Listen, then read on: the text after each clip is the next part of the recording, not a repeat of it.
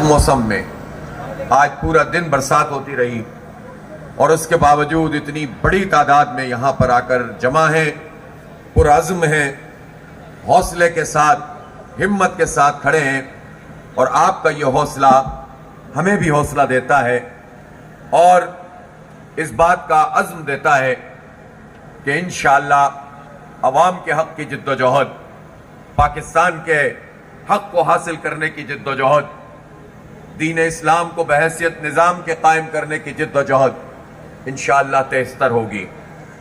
آپ نے بہترین انتظامات کیے، لیکن اس کے باوجود اتنی بڑی تعداد میں لوگ یہاں پر پہنچے ہیں کہ یہ سڑک چھوٹی محسوس ہو رہی ہے۔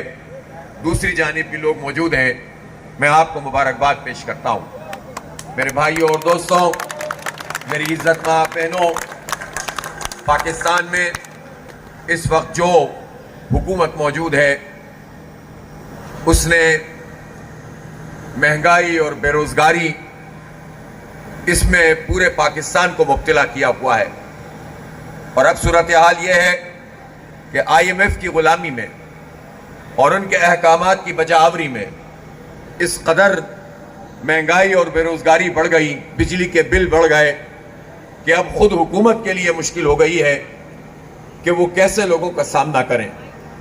پورے پاکستان میں ان کے وزیروں اور مشیروں کا نکلنا عوام میں جانا دوبر ہو گیا ہے۔ خود ان کو ان کے خاندان کے لوگ برا بھلا کہتے ہیں، اور اس ساری صورتحال میں ان کی کچھ سمجھ میں نہیں آتا۔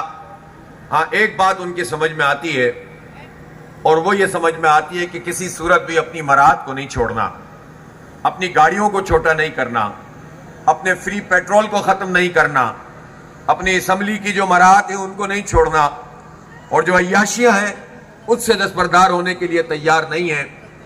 باقی ان کو کچھ سمجھ میں نہیں آتا۔ لہٰذا جب پورے پاکستان میں ایک سناٹا تھا اور کوئی بھی پبلک کے، عوام کے مسئلوں پر بات نہیں کر رہا تھا، تو جماعت اسلامی نے اس بات کا فیصلہ کیا کہ ہم پاکستان کے 25 کروڑ لوگوں کو اس طرح ان ظالموں کے حوالے نہیں کر سکتے، ان بے حسوں کے حوالے نہیں کر سکتے، ان IMF کے ایجنٹوں کے حوالے نہیں کر سکتے، بلکہ ہم عوام کے حق کے لیے اٹھ کر کھڑے ہوں گے۔ اسی دوران بجلی کی قیمت بڑھتی چلی گئی، اور یہ بجلی کے بل نہیں، بجلی کے بم ہیں جو ہر مہینے لوگوں کے اوپر گرتے ہیں۔ ہم نے مظاہرے کرنا شروع کیے، احتجاج کرنا شروع کیا، اور پھر بالآخر اس بات کا فیصلہ کیا کہ ہم اسلام آباد جائیں گے اور وہاں پر دھرنا دیں گے۔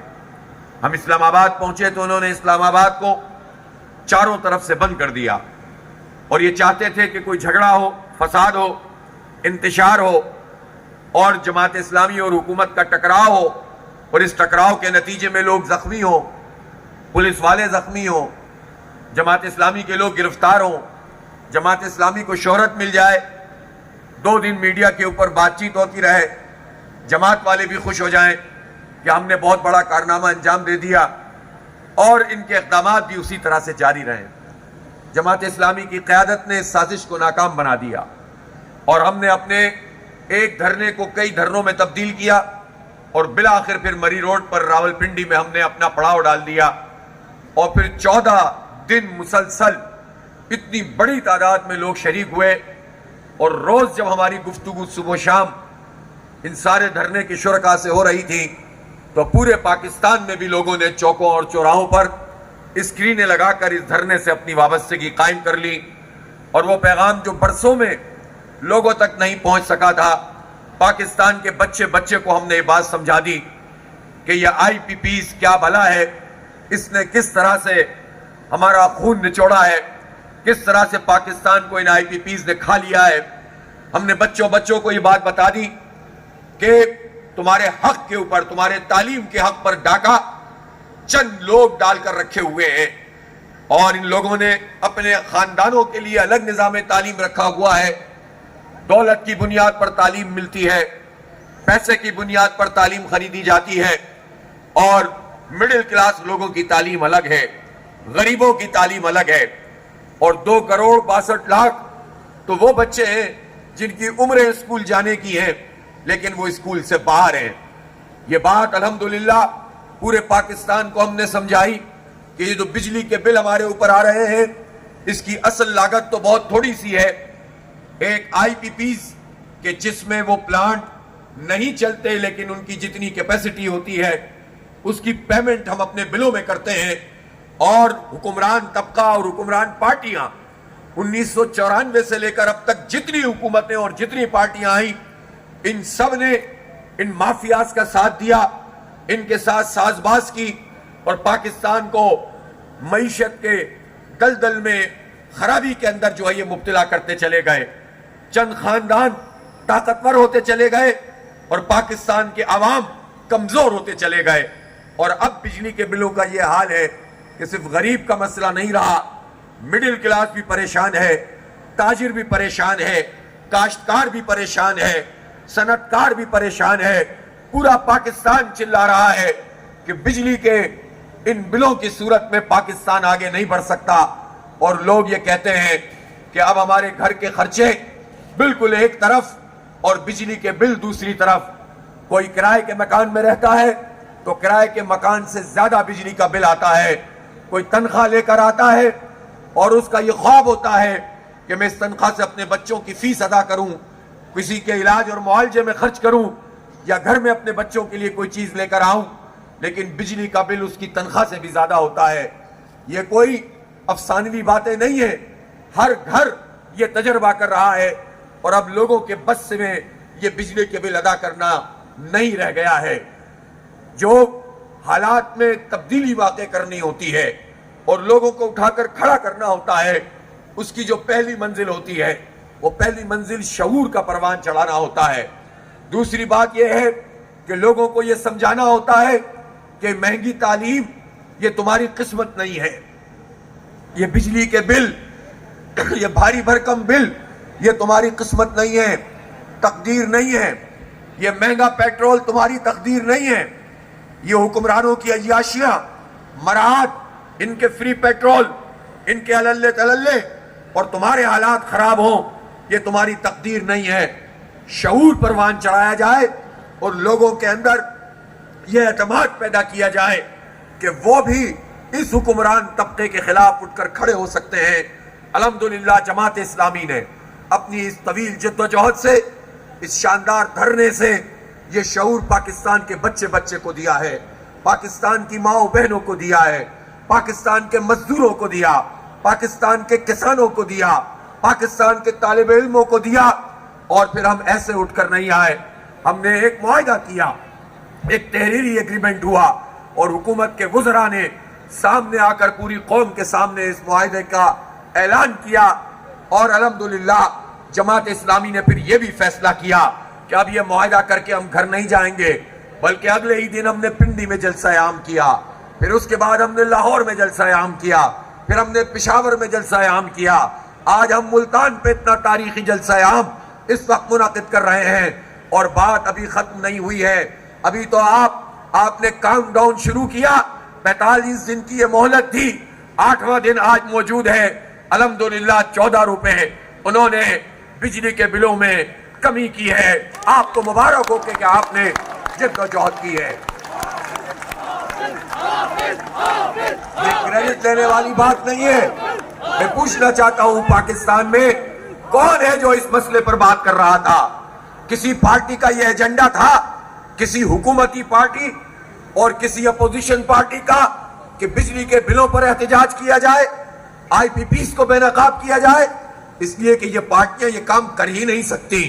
جب یہ آئی پی پیز کے خلاف بات کریں گے تو ان کے چہرے بے نقاب ہوں گے. پیپلز پارٹی کی حکومت ہو یا نون لیگ کی حکومت ہو یا قاف لیگ کی حکومت ہو یا پی ٹی آئی کی حکومت ہو, ان ساری حکومتوں میں چند لوگوں کو طاقتور بنایا گیا, پاکستان کے عوام کے خون پسینے کی کمائی کو نچوڑا گیا اور لوٹا گیا اور ان لوگوں کو طاقتور بنایا گیا. بڑی بڑی باتیں کرنے والے بھی چند لوگوں کو فائدہ پہنچاتے رہے صرف اپنے مفاد کی خاطر کہ انہیں پاکستانی قوم سے امید نہیں ہوتی, اے ٹی ایم مشینوں سے امید ہوتی ہے.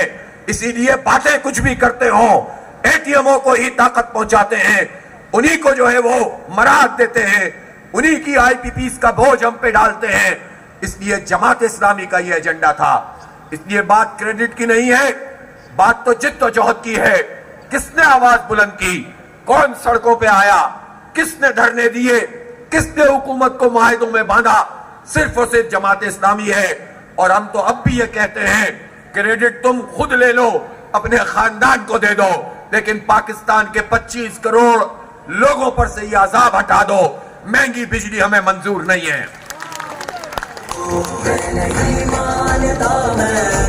اور میں یہ بھی پوچھنا چاہتا ہوں کہ جب آج میاں نواز شریف صاحب اپنی صاحبزادی کے ساتھ بیٹھ کر 2 مہینے کے لیے 14 روپے بجلی کی قیمت کم کر سکتے ہیں، تو میاں نواز شریف کے چھوٹے بھائی شہباز شریف پورے پاکستان کے لیے یہ کام کیوں نہیں کر سکتے؟ اور جب یہ 2 مہینے کا ہم جب حساب کرتے ہیں تو یہ 50-60 ارب روپے بنتے ہیں. اگر یہ پورے سال کے لیے بجلی کی لاگت کے مطابق بلوں کو کر دیں تو یہ 800 اور 900 یا 1000 ارب روپے سے زیادہ کا کام نہیں ہے. آپ سوچیں اس سے کتنا بڑا فائدہ پاکستان کو ہوگا. تجارت چلنے لگے گی، صنعتیں آگے بڑھنے لگیں گی، لوگوں کو ریلیف ملے گا، معیشت کا پہیہ چلے گا. پوچھتے ہیں یہ 1000 ارب روپے کہاں سے آئیں گے؟ بتانا چاہتا ہوں کہ یہ 1000 ارب روپے یہاں سے آئیں گے کہ آپ نے جو سود 19%، 19.5% کیا ہوا ہے، آپ اس کو ختم کریں اور بتدریج ختم کریں. ہم بھی جانتے ہیں کہ سود کی یہ لعنت، اس عذاب نے پاکستان کو برباد کیا ہے. اللہ اور اس کے رسول سے جنگ کرو گے تو کبھی بھی معیشت آگے نہیں بڑھے گی، اور کافروں کی، مشرکوں کی معیشت تو آگے بڑھ سکتی ہے، مسلمانوں کی معیشت کبھی آگے نہیں بڑھ سکتی. اس لیے اس پورے سود کی لعنت کو ختم کرنا ہوگا، لیکن گریجولی کرو، بتدریج کرو. اور اگر اس سال کے اختتام تک تم 12 سے 10% پر اس سود کو لے آؤ تو تم 3.5-4 ہزار ارب روپے بچا سکتے ہو. اس لیے کہ تم نے صرف پاکستان کے جو بینکوں کا جو قرض ہے اس کا سود ہی 8,500 ارب روپے ادا کرنا ہے. اس میں سے اگر سود ہی کو تم آدھا کر دو جو تمہارے اختیار میں ہے، اسٹیٹ بینک کو تم نے خود مختاری دی. اور یہ بھی کیسی تماشے والی بات ہے کہ جب اسٹیٹ بینک کی خود مختاری دینے کی بات آئی تو پی ٹی آئی، نون لیگ، پیپلز پارٹی سب ایک ہو گئے. عجیب بات ہے، باجوہ کی ایکسٹنشن کی بات ہو تب بھی پی ٹی آئی، نون لیگ، پیپلز پارٹی، ایم کیو ایم سب ایک ہو جاتے ہیں.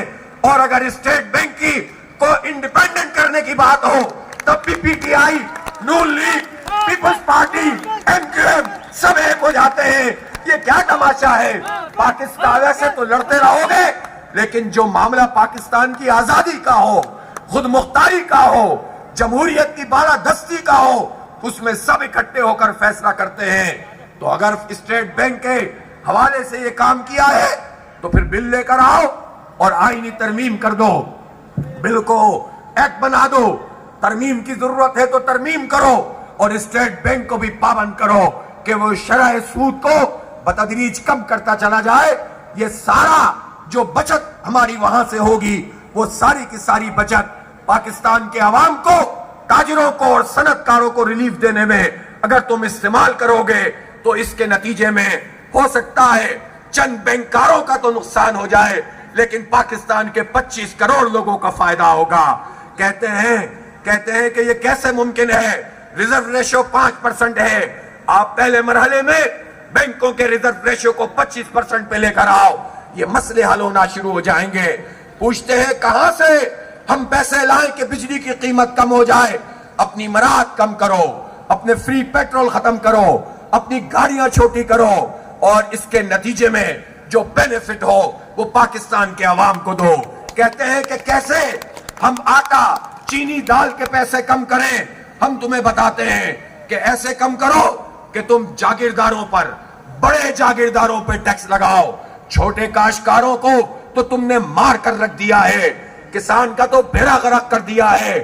گندم کی فصل لوگوں نے بڑے چاؤ سے لگائی تھی اور اس کو سینچا تھا، اور ان سے یہ وعدہ کیا گیا تھا کہ 3900 روپے میں ان سے یہ گندم خریدی جائے گی. وعدہ کر کے حکومت مکر گئی، جھوٹ بولا گیا کسان سے. اور جس دوران میں ہمارے پاس پہلے سے گندم موجود تھی، $1 بلین کی گندم امپورٹ کی گئی. یہ انکوائری ہوئی لیکن یہ طاق نسیاں کے سپرد کر دی گئی. ہم مطالبہ کرتے ہیں کہ وہ گندم کی جو امپورٹ کی انکوائری رپورٹ ہے وہ قوم کے سامنے لاؤ اور جو مجرم ہیں ان کو سزا دو. ہم نے یہ دیکھا کہ کسانوں کو آپ نے پیسے نہیں دیے, پھر کہا کہ ہم سبسڈی دیں گے, وہ بھی نہیں دی, پھر کہا کہ قرض دیں گے, وہ بھی نہیں دیا. کپاس کی فصل آ گئی, کپاس کی فصل تو چاول کی فصل آ گئی. یہ دونوں فصلیں کسان لگانا چاہتا ہے, لیکن چاول جو پچھلے سال اس نے ریکارڈ قائم کیا, $3 بلین تک اس کی ایکسپورٹ پہنچ گئی, اور آج حال یہ ہے کہ کوالٹی کا سیڈ اویلیبل نہیں ہے, اور یوریا بلیک میں مل رہی ہے, ڈی اے پی موجود نہیں ہے, موجود ہو تو وہ اس کے ریٹ ہائی ہوتے ہیں. کہاں سے کسان یہ سب کام پورا کرے؟ اور جب وہ فصل لگائے تو اسے معلوم ہی نہ ہو کہ آگے کی پالیسی کیا ہے, اور پھر کیا ہوگا. اگلی مرتبہ گندم کا بحران پیدا ہوگا. یہ کسان کہیں گے کہ ہم نے گندم لگائی تو ہمیں کیا ملا. اب بھی لوگوں نے اپنے گھروں میں اور اپنے چھوٹے چھوٹے گوداموں میں اس آس کے اوپر گندم رکھی ہوئی ہے کہ شاید اگلے 1-2 مہینے میں کوئی ریٹ اچھے مل جائیں. اس برے حال میں آپ نے کسان کو مبتلا کیا, لیکن بڑے بڑے جاگیرداروں پہ ٹیکس نہیں لگاتے ہیں. تنخواہ دار طبقہ اس نے $450 ارب ٹیکس ادا کیا, انکم ٹیکس, لیکن جاگیردار طبقہ, وڈیرے, خان اور سردار, انہوں نے ٹیکس ادا نہیں کیا. پورے پاکستان سے 4-5 ارب روپے ان ظالموں نے دیے ہیں. اس کے نتیجے میں چند لوگوں کی اجارہ داری قائم ہے, غریب مر رہا ہے, مزدور اور کسان پس رہا ہے, وڈیرا اور جاگیردار پنپ رہا ہے. اس لیے ان جاگیرداروں پہ ٹیکس لگاؤ گے تو غریبوں کا ٹیکس کم ہو جائے گا. بجلی کے بلوں کا یہ جو ٹیکس ہے ناجائز وصول کیا جاتا ہے, کوئی سیلز ٹیکس, کوئی ود ہولڈنگ, کوئی انکم ٹیکس, کوئی فردر ٹیکس, کوئی ایکسٹرا ٹیکس, کوئی ٹی وی ٹیکس. یہ سارے ٹیکس یہ ہم پر کیوں مسلط کیے ہوئے ہیں؟ یہ بجلی کے بل نہیں ہیں, یہ ٹیکسوں کی بھرمار ہے. تم عیاشی کرو, عوام کے اوپر ٹیکس لگاؤ, یہ نہیں چلے گا. اس لیے ہم یہ بتا دینا چاہتے ہیں کہ جو ریلیف اس وقت وقتی طور پر 2 مہینے کے لیے حکومت نے اعلان کیا ہے, ایک تو اسے پورے پاکستان کی بنیاد پر کیا جائے. میں پنجاب میں کھڑا ہوا ہوں, لیکن پنجاب کے لوگ یہ ظرف رکھتے ہیں کہ یہ صرف اپنی بات نہیں کرتے بلکہ یہ پورے پاکستان کی بات کرتے ہیں, پورے پاکستان کا مطالبہ کرتے ہیں کہ ریلیف دو, پورے پاکستان کو ریلیف دو. ایسے دستور کا صبح بے نور کا میں نہیں مانتا, میں نہیں جانتا.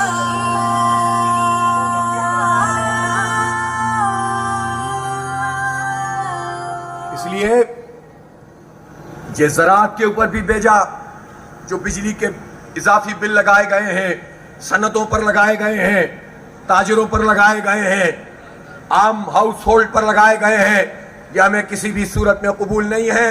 پہلی قسط کے طور پر ہم نے خیر مقدم کیا ہے, لیکن پورے پاکستان کو ریلیف دو اور پورے سال کا ریلیف دو. بجلی کے بل بجلی کی لاگت کے مطابق ہونے چاہیے. تمہارے آئی پی پیز کو ہم نہیں پالیں گے, اب تمہارے آئی پی پیز ہم نہیں پالیں گے.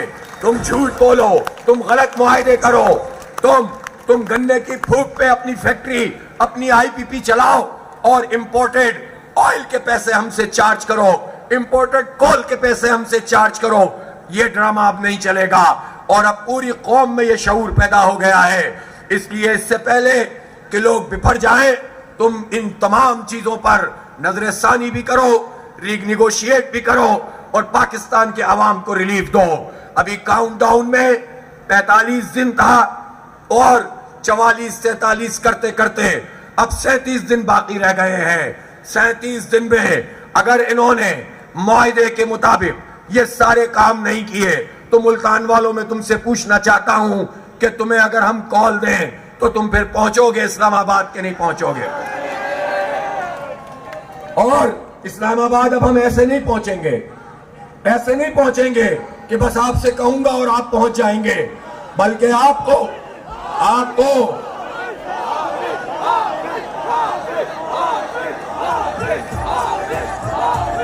آپ کو ایک ایک کسان سے رابطہ کرنا ہوگا, ایک ایک مزدور کے پاس جانا ہوگا, ایک ایک طالب علم تک پہنچنا ہوگا, ماؤں بہنوں تک پیغام پہنچانا ہوگا, تاجروں اور صنعت کاروں کے پاس جانا ہوگا. اور پھر جب ہم آپ کو کال دیں گے تو پھر آپ دیہاتوں سے, شہروں سے, قصبات سے پیدل مارچ کرنا شروع کریں گے, اور پھر بڑی بڑے جو آپ کے قصبے اور شہر ہیں وہاں پر جا کر جمع ہوں گے, اور پھر وہاں سے لانگ مارچ کا آغاز ہوگا. آپ اس بڑے لانگ مارچ کے لیے تیار ہیں؟ حکومت کے لوگوں, تم اس بات کو اچھی طرح سمجھ لو کہ تم نے جو معاہدہ کیا ہے وہ جماعت اسلامی کے ساتھ کیا ہے. جماعت اسلامی کے ساتھ معاہدہ کر کے تم قوم کو بے وقوف نہیں بنا سکتے. ہم پیچھا کرتے ہیں, ہم تعاقب کرتے ہیں, اور الحمدللہ اللہ کی مدد سے, عوام کی تائید سے ان معاہدوں پر عمل درآمد کرواتے ہیں. اور اگر پوچھنا ہو تو نون لیگ ہو یا پی ٹی آئی ہو یا پیپلز پارٹی ہو, سبھی ملک ریاض کے اسیر رہے ہیں. ملک ریاض سے پوچھ لو کہ جب معاہدہ کیا تھا تو عمل بھی کروایا ہے. لب پہ نعرہ حافظ کے, حافظ نے جوانوں کا دل بر, حافظ نہیں مانا رہ بر, حافظ نہیں مانا رہ بر, حافظ نہیں. اس لیے یہ ہماری قیادت کا تدبر تھا کہ ہم تصادم کے راستے پر نہیں گئے. ہم جد و جہد اور پرامن سیاسی مزاحمت کا کلچر, اس کو فروغ دینے کے لیے ہم نے اس تحریک کو شروع کیا ہے, تاکہ تم انتشار, افراتفری کے راستے میں تم پاکستان کے عوام کا حق نہ کھا سکو. لیکن اس امن کو ہماری کمزوری مت سمجھنا. اب جو پورے پاکستان سے یہ لانگ مارچ چلے گا تو انشاءاللہ اس قوت میں ڈھلے گا کہ یا تو عوام کا حق دو گے یا پھر انقلاب کے لیے تیار ہو جاؤ. سالار ہے حافظ, دلتا میں مار ہے حافظ, قائد ہے سالار ہے حافظ, قائد ہے. کہ اب حالات وہ ہیں کہ لوگ منتظر تھے کہ کوئی لیڈرشپ ان کے سامنے آئے, کوئی پارٹی ان کی قیادت کرے. لوگ پارٹیوں کے پیچھے گئے تھے, ماضی میں بہت پیچھے چلے ہیں, لیکن ہر دفعہ انہیں دھوکہ ہوا ہے. اعتبار نہیں رہا, اعتماد نہیں رہا. کبھی لیڈر پر اعتماد کرتے ہیں تو پھر کبھی پارٹی پر اعتبار کرتے ہیں. لیڈر اندر ہو تو پارٹی 10 حصوں میں تقسیم ہو جاتی ہے, اور اس کے نتیجے میں عوام کو کچھ نہیں ملتا. یہ جماعت اسلامی ہے, سید ابو الاعلیٰ مودودی رحمت اللہ علیہ کی جماعت اسلامی ہے کہ جب انہیں پھانسی کی سزا سنائی گئی تو پوری جماعت اسلامی ایک آواز بن کر سڑکوں پر آئی تھی. پوری دنیا میں لوگ اکٹھے ہو گئے تھے اور یہ سزا انہیں منسوخ کرنی پڑی تھی. جماعت اسلامی کی لیڈرشپ کوئی 2 سال, کوئی 4 سال, کوئی کئی مہینے اور کئی بار ہمارے عمرہ جیلوں میں جاتے رہے, گرفتاریاں دیتے رہے, جماعت اسلامی پر پابندی لگائی گئی, لیکن الحمدللہ ہمارا کوئی کارکن, ہمارا کوئی ذمہ دار اس کا ایمان متزلزل نہیں ہوا, ڈٹ کر مقابلہ کیا.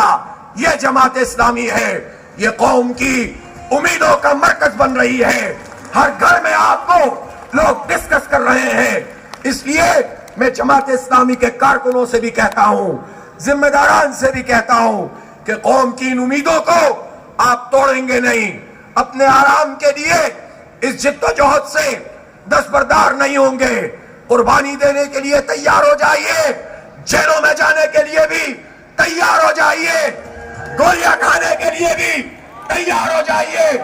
اللہ کے راستے میں یہ کام ہے, لوگوں کا حق حاصل کرنا, ظالموں کا مقابلہ کرنا, جابروں کی آنکھوں میں آنکھیں ڈالنا, مظلوموں کا ساتھ دینا, محروموں کی آواز بننا, مجبوروں کو ساتھ لے کر چلنا. یہ کار نبوت ہے. نبی مہربان صلی اللہ علیہ وآلہ وسلم کے بعد نبوت کا سلسلہ ختم ہو گیا ہے. یہ ذمہ داری امت کی ہے کہ وہ حق اور انصاف کی بالادستی کے لیے, عدل کے نظام کے لیے جد و جہد کرے. اس لیے ہم اپنے اس کام کو محض سیاست اور معروف معنوں میں سیاست نہیں سمجھتے, بلکہ اس کو ہم سیاست بھی عبادت سمجھ کے کرتے ہیں. اس لیے قربانیوں کے لیے بھی تیار ہو جائیے. نوجوانوں کو خاص طور پر کہہ رہا ہوں کہ آپ اپنے اندر یہ حوصلہ پیدا کریں. مایوس لوگ کبھی بھی کچھ نہیں کر سکتے. یہ سازش ہے کہ پاکستان کا نوجوان مایوس ہو جائے, کہے کہ اس ملک میں ہمیں نہیں رہنا. کیوں نہیں رہنا؟ کیا اس ملک میں پہاڑ نہیں؟ کیا اس میں سمندر نہیں؟ کیا اس میں دریا نہیں؟ کیا اس میں محنت کش نہیں؟ کیا اس میں لہلہاتے کھیت نہیں؟ کیا اس میں معدنیات نہیں؟ کیا سونا اور تانبا نہیں؟ کیا گیس اور تیل نہیں؟ پھر کیا مسئلہ ہے؟ ہم کیوں مایوس ہو؟ ہم چند لوگوں کی وجہ سے اس ملک سے مایوس ہو جائے؟ نوجوانوں, ان چند لوگوں کو ہم مایوس کر دو, اپنا مستقبل روشن کر لو, ہمت سے کام لو, جذبے سے آگے بڑھو. جماعت اسلامی نے تمہارا ہاتھ تھام لیا ہے. نوجوانوں تمہیں پڑھائیں گے, تمہیں آگے بڑھائیں گے, تمہیں جد و جہد کا پیکر بنائیں گے, امید کے دیے جلائیں گے, اور انشاءاللہ یہی پاکستان ہوگا جو آگے بڑھے گا. اس خطے میں نہیں, دنیا میں انشاءاللہ لیڈ کرے گا, آگے بڑھے گا. اس لیے مایوس مت ہو, حوصلہ مت ہارو. حوصلہ ہارو گے تو ظالموں کو تقویت ملے گی, ایک طبقے کو تقویت ملے گی. اس طبقے کے خدا حافظ کہنے کا وقت قریب آ رہا ہے, ایک بڑے انقلاب کا وقت قریب آ رہا ہے, لیکن اس کے تقاضے پورے کرو. اس کے لیے اپنی جد و جہد کو گلی محلے کی سطح تک پھیلا دو, گاؤں گاؤں پہنچو, قریہ قریہ جاؤ, چوکوں اور چوراہوں میں جاؤ, بازاروں میں جاؤ, مسجدوں میں پہنچو, مدارس تک رسائی حاصل کرو, علماء کرام کی خدمت میں جاؤ, تاجروں اور صنعتکاروں کو ساتھ ملاؤ. انشاءاللہ اس انقلاب کے آگے یہ چھوٹا سا طبقہ نہیں ٹھہر سکے گا. انشاءاللہ تیاری کرو. بڑی ممبرشپ کیمپین ہم اناؤنس کرنے والے ہیں 26 تاریخ کو. 26 اگست جماعت اسلامی کا یوم تاسیس ہے. 26 اگست سے انشاءاللہ ہم ڈور ٹو ڈور کیمپین بھی شروع کریں گے. قریہ قریہ پہنچیں گے, چوکوں اور چوراہوں پہ کھڑے ہوں گے. شرمانے کی بات نہیں ہے, ہر جگہ اپنا میسج عام کرو, لوگوں کو ممبر بناؤ. اس کی موبائل ایپ بھی دیں گے آپ کو, اور اس کے ساتھ ساتھ مینول بھی ہم کام کریں گے. ہر آدمی, ہر خاتون, ہر بچے, ہر بہن, ہر بیٹی تک پہنچیں گے, اور ایک قوت میں انشاءاللہ اس کو ڈھالیں گے. اور اگر حکومت نے اس معاہدے پر عمل نہیں کیا, اور بجلی کی قیمتوں میں مزید ریلیف نہیں دیا, اور لاگت کی بنیاد پر قیمت کا تعین نہیں کیا, تنخواہ لوگوں کا ٹیکس ختم نہیں کیا, تو انشاءاللہ پھر وہ تحریک اٹھے گی کہ پھر وہ روکے نہیں رک سکے گی. اور یہ کوئی ایسی بات نہیں ہے کہ جو اجنبی بات ہو. آج ہی کی دنیا میں چند مہینوں میں ہم نے کینیا بھی دیکھ لیا ہے, بنگلہ دیش بھی دیکھ لیا ہے. بار بار اس شریف خاندان اور زرداری خاندان سے کہہ رہا ہوں, کہیں ایسا نہ ہو کہ آپ کو کوئی ایئر لفٹ بھی نہ کر سکے, آپ ایئرپورٹ بھی نہ پہنچ سکے, آپ سمندر میں کسی لانچ تک بھی نہ پہنچ سکے. اس سے پہلے حالات کا ادراک کر لو. یہ قبضہ گیری چھوڑ دو, یہ ڈاکے چھوڑ دو.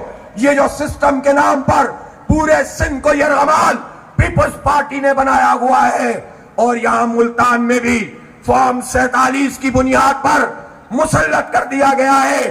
پیپلز پارٹی والوں, تمہاری تو باتیں بڑی بڑی تھیں, روٹی کپڑا مکان کی بات کرتے تھے, تم تو عوام کی بات کرتے تھے. چند وڈیروں نے کروڑوں لوگوں کا استحصال کیا ہوا ہے. نہیں چلے گا اب یہ, اس لیے ریلیف دو, ورنہ پھر حالات کا سامنا کرنے کے لیے تیار ہو جاؤ. اب یہ تحریک رکنے والی نہیں ہے. اور آج ہماری تاجر برادری نے بھی اعلان کیا ہے, اور میں بھی اعلان کر رہا ہوں. ہم نے ان وزراء کے سامنے بھی کہہ دیا تھا کہ جو ہم نے معاہدہ کیا ہے اس کا تعاقب کریں گے, دھرنے دیں گے, جلسے کریں گے, احتجاج کریں گے, اور ہڑتال کریں گے. اگر میں آپ سے پوچھوں کہ 28 اگست کو تاریخی ملک گیر ہڑتال کے لیے تیار ہے تو ہڑتال کریں گے انشاءاللہ. تو 28 تاریخ کو, 28 اگست کو انشاءاللہ ملک گیر ہڑتال ہوگی.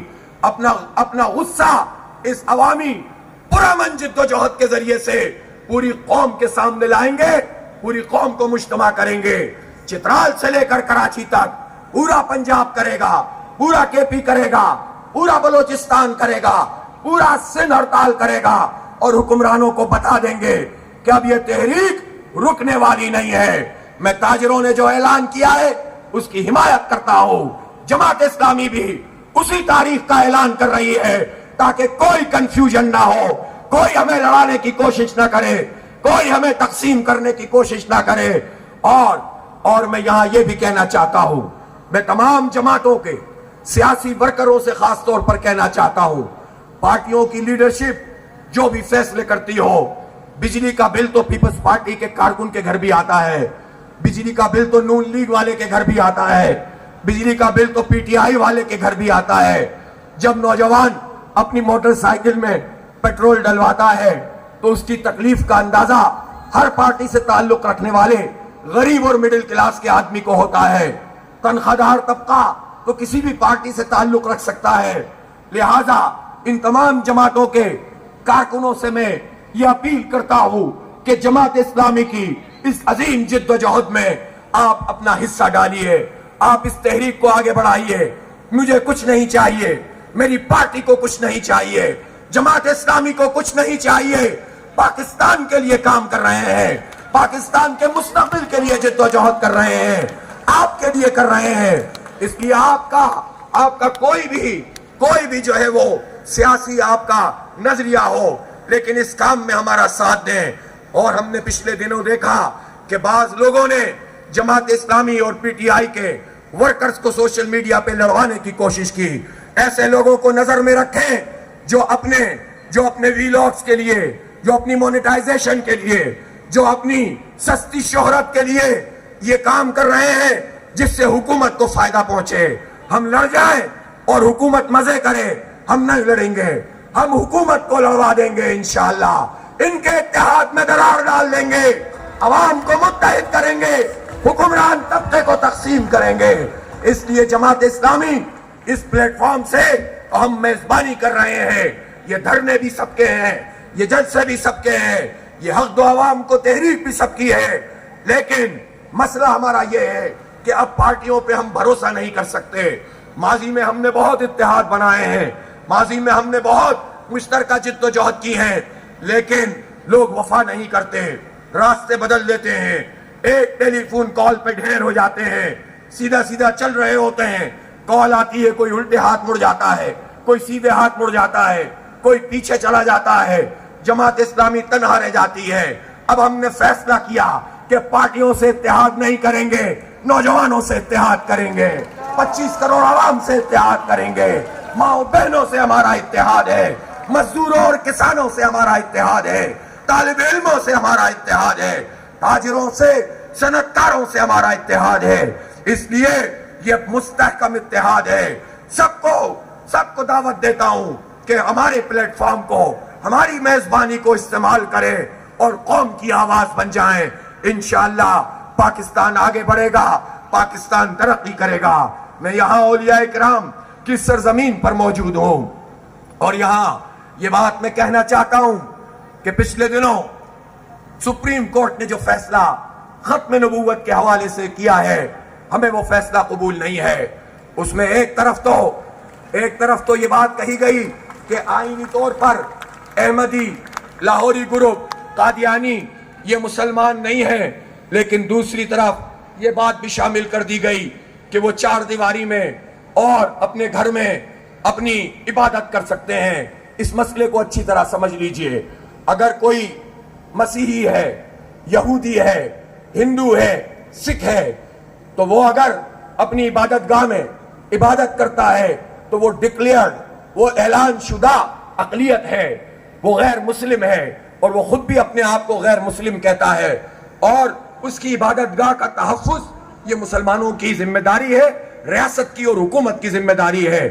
اور آپ نے دیکھا جب بنگلہ دیش میں انقلاب آ رہا تھا اور حسینہ واجد بھاگ گئی اور اس کے بعد وہاں کے عوام بپھر گئے، تو پھر لوگوں نے یہ سمجھا چونکہ حسینہ واجد نے ہندوستان کے کہنے پر ہندو برادری کے چند لوگوں کو تمام اعلیٰ عہدے دیے ہوئے تھے جس سے غم و غصہ پایا جاتا تھا، تو اس تحریک کے نوجوانوں نے ایک زبردست کام کیا۔ کہ بجائے اس کے کہ یہ غصہ ہندوؤں کی عبادت گاہوں اور ان کے مندروں پہ جاتا، لوگ توڑ پھوڑ کرتے، ایک طرف وہ انقلاب لے کر آ رہے تھے، حسینہ کو بھگا رہے تھے، تو دوسری طرف وہ تمام مندروں کی حفاظت بھی کر رہے تھے۔ یہ ہے ہماری اعلیٰ روایات۔ تو ہم غیر مسلموں کو پاکستانی ہونے کے ناطے ان کے جو حقوق ہیں، جو آئین میں ان کا حق ہے، ان کی جان مال عزت آبرو کا تحفظ، ان کی عبادت گاہوں کا تحفظ، ہم اس کے حامی بھی ہیں اور اپنا رول بھی پلے کرتے ہیں۔ لیکن ہم یہ بتا دینا چاہتے ہیں کہ احمدی اپنے آپ کو غیر مسلم نہیں کہتے، وہ مسلمان بن کر یہ کام کرتے ہیں۔ جب وہ اپنے آپ کو غیر مسلم نہیں کہتے تو وہ چھپ کر بھی عبادت نہیں کر سکتے، وہ چار دیواری میں بھی عبادت نہیں کر سکتے، اور وہ ظاہر بھی عبادت نہیں کر سکتے۔ یہ بات پاکستان کے بچے کو سمجھ میں آتی ہے، نہیں آتی تو چیف جسٹس آف پاکستان کو نہیں آتی۔ کس کے ایجنڈے پہ آپ کام کر رہے ہو؟ کس کے کہنے پہ تم یہ کام کر رہے ہو؟ چیف جسٹس صاحب، آپ سے ہم کہتے ہیں کہ ہم قانون اور آئین کے دائرے میں رہ کر جد و جہد کرتے ہیں، اس لیے کہ اگر ہم فتوے دینا شروع کریں، کسی کو واجب القتل قرار دیں تو معاشرے میں انارکی پھیلتی ہے۔ یہ ہمارا منصب نہیں ہے، یہ حکومت اور ریاست کا کام ہے۔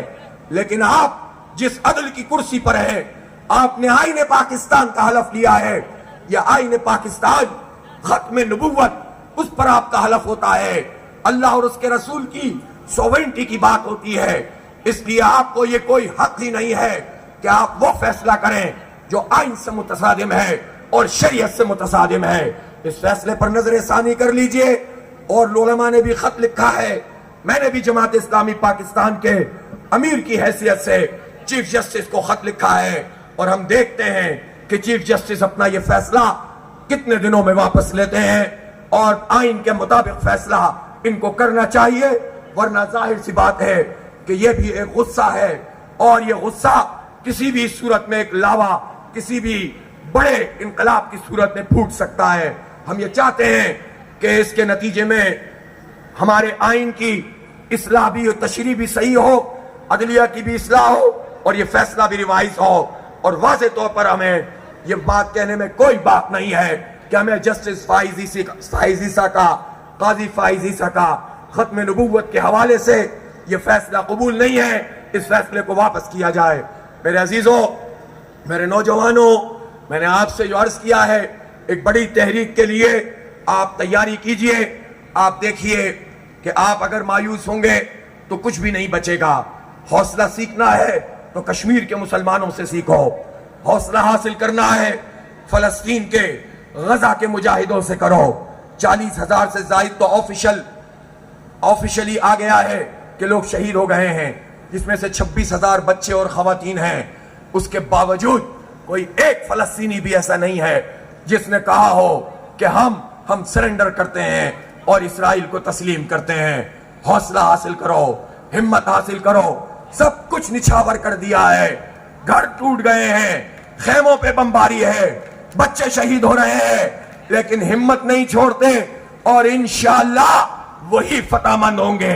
فتح تو انہیں مل ہی گئی ہے 7 اکتوبر کو، جب انہوں نے اسرائیل کو شکست دے دی۔ ابھی تو اسرائیل بچوں کو مار رہا ہے، اور اسرائیل کو یہ طاقت بھی مسلم حکمرانوں کی بے غیرتی اور بے حمیتی کی وجہ سے مل رہی ہے۔ لہذا میرے بھائیوں، میری بہنوں، جو بائیکاٹ کا سلسلہ ہے اس کو بھی وسیع کرو، اور سوشل میڈیا پہ جتنی بھی پابندیاں لگیں، آلٹرنیٹ اپنے پیغام کو پھیلانے کا ذریعہ بناؤ، اور اسی طرح سے گلی گلی ان غزہ کے مجاہدوں کے ساتھ اپنی بات جب بھی کرو، جب بھی تم بجلی کے بلوں پر بات کرو، جب بھی تم گیس کے بلوں پر بات کرو، پاکستان کے حالات پہ بات کرو، تو اپنے فلسطین کے بھائیوں کو نہ بھولو، اپنی دعاؤں میں ان کو مت بھولو، ان کو یاد رکھو، ان کی آواز بنو۔ انشاءاللہ فلسطین بھی آزاد ہوگا، مسجد اقصی آزاد ہوگی، کشمیر پہ سے بھی بھارت کا تسلط ختم ہوگا۔ بھارت بیک فٹ پہ ہے، بنگلہ دیش میں اسے شکست ہو گئی ہے۔ خود مودی جو اب کی بار 400 پار کہہ رہا تھا، بمشکل حکومت بنا سکا ہے۔ وہاں سے بھی تحریکیں اٹھ رہی ہیں، وہاں بھی کسان اٹھ رہے ہیں، وہاں بھی سکھ اٹھ رہے ہیں۔ لہذا مایوس نہ ہو، پاکستان کو پاکستان بنا دو، پھر انشاءاللہ کوئی مودی ہمارے سامنے نہیں آ سکے گا، کوئی نتنیاہو، کوئی جو بائیڈن، کوئی ہمارے سامنے کھڑا نہیں ہو سکے گا. پاکستان کو حقیقی معنوں میں وہ پاکستان بناؤ جس کے لیے قربانیاں دی تھیں. 77 سال مکمل ہو گئے ہیں. آؤ ہم پاکستان کو اس کی منزل سے ہم کنار کریں. وآخر دعوانا ان الحمدللہ رب العالمین.